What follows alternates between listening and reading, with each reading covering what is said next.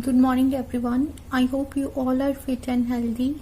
So students, as you know that we have started the new chapter, that is morphology of flowering plants. In the previous video we have studied about flower and the details of flower. Then we have also studied some of the important terms. So let us continue with the important terms. There are some important terms such as isomerous flower and heteromerous flowers. So the flower, it could be of again two types on the basis of number of petals, sepals, stamens and carpels. So on the basis of number of floral whorls present in a flower can be again divided into two types, that is isomerous flower and heteromerous flower. So isomerous flower is one in which the number of sepals, petals, stamens and carpels of flower is equal. So that flower is referred to as isomerous flower. Then isomerous flower can be bimerous, trimerous, tetramerous or pentamerous. So bimerous, bi here indicates two, means the floral leaves, that is sepals, petals, stamens or carpels, they may be two or multiples of two, means they may be either two or four and so on. Then if we consider about trimerous flower, here the floral leaves, they may be three or they may be multiple of 3, that may be 6, 9 and so on. If we consider tetramerous flower, here the floral leaves are 4 or multiples of it. Then similarly in pentamerous flower, the floral leaves may be 5 or multiples of it, means it could be 5, 10, 15 and so on. So here we have studied about isomerous flower. In isomerous flower, number of petals, sepals, stamens and carpels, they are equal, and isomerous flower is again divided into further types. It is bimerous, trimerous, pentamerous, tetramerous and pentamerous. In bimerous, the floral leaves are 2 or multiples of it. In trimerous, the floral leaves are 3 or multiples of it. And in tetramerous, the floral leaves are 4 or multiples of it, and in pentamerous the floral leaves are 5 or multiples of it. Then if we consider the next type of flower, that is heteromerous flower, here the number of all the whorls is neither same nor multiples of it. This means the number of sepals, petals, stamens and carpels of flower is not same. It is neither same nor it is in multiple of it. So this type of flower is referred to as heteromerous flower. Then the another classification of flower is based on the presence of form of thalamus and the position of floral whorls on the thalamus with respect to ovary.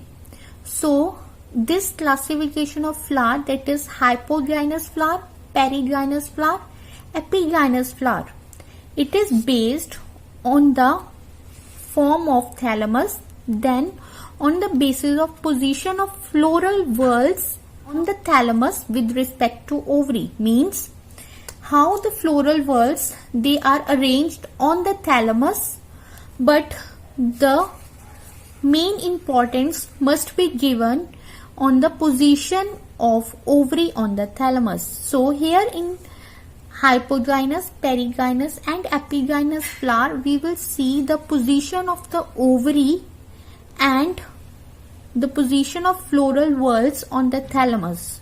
So to understand these points, let us see first type, that is hypogynous flower. In hypogynous flower, so here gynous means gynoecium. So hypo means below, means the other floral whorls will be present below gynoecium or below ovary. So here if you consider this diagram of a flower, you will find this is the thalamus and this is the ovary on the thalamus. So if you clearly observe this diagram, then you will find that the stamens, petals and these are sepals, they are below the ovary on the thalamus. So this type of flower is referred to as hypogynous flower, means the other floral whorls, they are present below gynoecium, below ovary. Hypo means below, gynous means gynoecium. So the other floral whorls will be below gynoecium on the thalamus. This indicates that the ovary is in superior position and all the other floral whorls which are inserted below gynoecium or ovary, and therefore the rest of other floral whorls, they are inferior. So the examples are brinjal, china rose, mustard. In these flowers the ovary is superior and therefore such a flower in which the ovary is superior in position will be considered as hypogynous flower. So let us again revise. In hypogynous flower, ovary is superior in position and the other floral whorls, they are inserted below the ovary. So other floral whorls, they are inferior in position. So depending upon the form of thalamus and position of floral whorls on the thalamus with respect to ovary, the flowers are of three types. The first one which we have studied right now is hypogynous flower. So in hypogynous flower, you have to remember that hypo means below, gynous means gynoecium, means the other floral whorls will be below gynoecium or ovary. So ovary is superior in position and the rest of the floral whorls, that is stamen, petal and thalamus, they are below the ovary. Then exactly opposite to hypogynous flower is epigynous flower. Epigynous means, epi means above the gynoecium. So here the floral whorls, the rest of the floral whorls, that is sepal, petal and stamen, they will be above the gynoecium or ovary. So what happens here is that the thalamus, it surrounds the ovary completely and encloses it. So thalamus not only surrounds the ovary completely but also encloses it and fuses with the ovary wall. So if you consider here this diagram, you will find that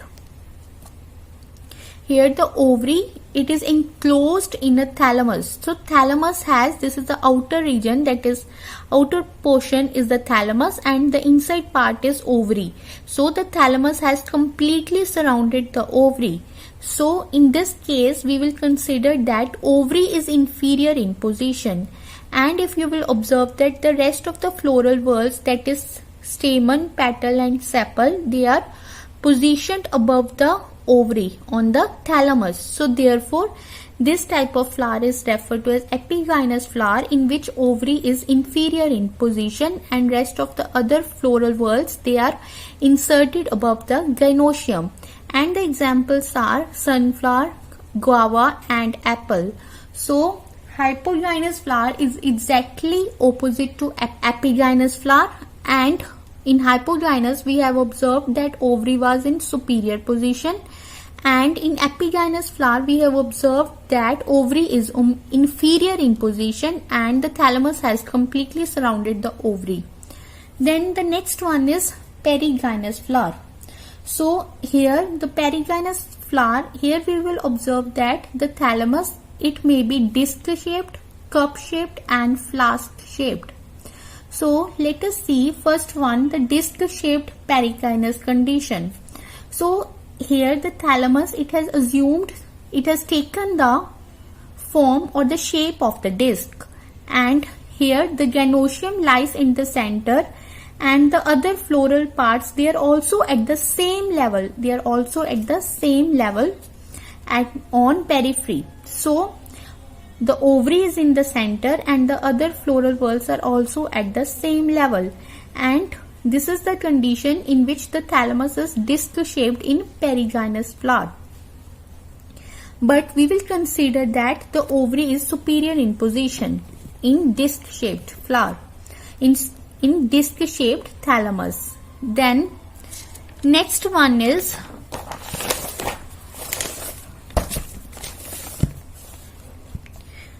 if we will see cup shaped perigynous flower, here we will see the thalamus, it has taken the shape of the cup. So the cup shaped thalamus is there, and in this the gynoecium, it grows from the bottom of that cup. You are observing here the gynoecium, it is growing from the bottom of the cup, while the other floral whorls, they are present on the rim of the thalamus. So in this case also we will see ovary is superior in position. So ovary is superior in position origin wise. The next one is in which the thalamus, it has taken the shape of the flask. So here the thalamus, it has taken the form of the flask, and then the rest of the floral whorls, they are present at the mouth of the flask. So this is the flask shaped thalamus. In the bottom of this flask there is the ovary, and the other floral whorls, they are present at the mouth of this flask.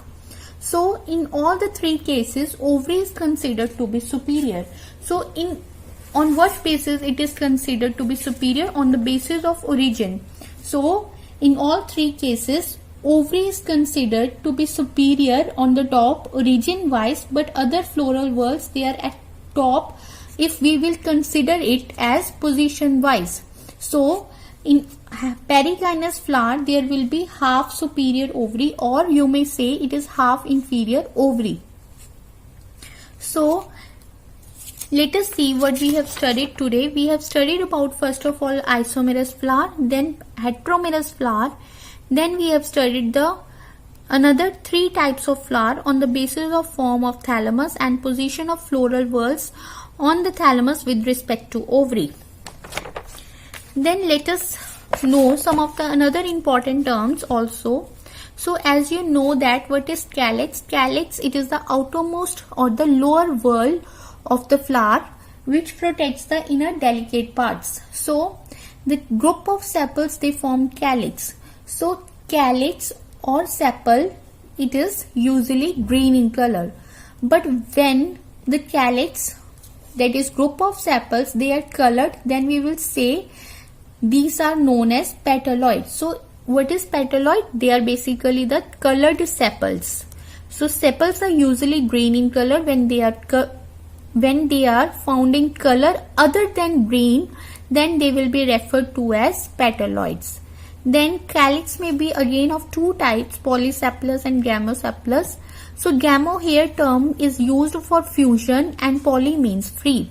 So gamosepalous calyx means the sepals, they are united.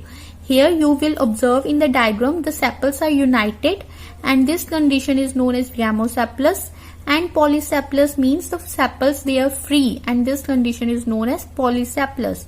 Similarly, corolla is also of two types, that is gamopetalous and polypetalous. In gamopetalous, the petals are fused here as you observe in this diagram, but in polypetalous condition the petals are free. So this is all for today. Take care everyone.